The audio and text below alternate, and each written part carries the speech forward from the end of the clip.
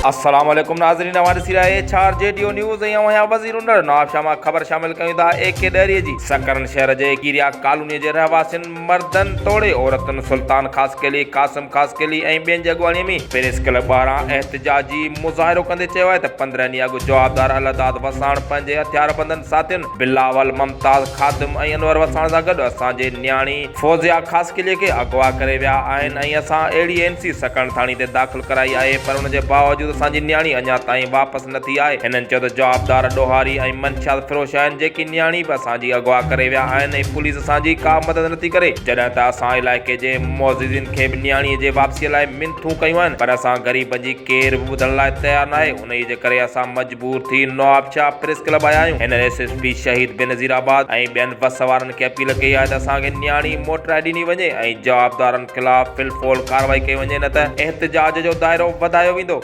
तुंहिंजो छा नालो आहे? मुंहिंजो मोहम्मद क़ासिम। मोहम्मद क़ासिम, किथे वेठल आहीं? सकरन शहर। सकरन। छा थियो आहे मसलो? राति पर में 5 माण्हू दाख़िल थिया घर में। हा, जंहिंमें अलादाद, ॿियो जो नालो मुस्तफ़ाइज़ ऐं बिलावल, जंहिंजो पीउ नालो हाजी अबड़ो आहे, जेके इहे मामा भाणेजा आहिनि। उन सां गॾु 3 हमरा ॿिया बि आहिनि, जंहिंमें अनवर आहे, मुमताज़ आहे। छा कयो अथनि? छोकिरी अगवा करे विया। तुंहिंजी छा थिए? मुंहिंजी साली खे। कॾहिं अगवा करे विया आहिनि? इहे तक़रीबन 15 तारीख़ अंग्रेज़ी 15 तारीख़। पोइ तव्हां केस दाख़िल करायो आहे? जी हा, असां NC कढाई आहे। पोइ पुलिस आहे जे? पुलिस असांखे माना ॻोल्हा में शुरू आहे, पर असांखे को बि नथो मिले। असां धनगढ़ वियासीं। अगवा किथां करे विया आहिनि? सकरन मां। सकरन शहर मां? जी जी, कॉलोनी मां किराए जी जगह में ठाऊं, किराए जी जगह में ठाऊं त असांखे को करे। कहिड़ी कॉलोनीअ में? कीरिया कॉलोनी बाईपास। अच्छा अच्छा।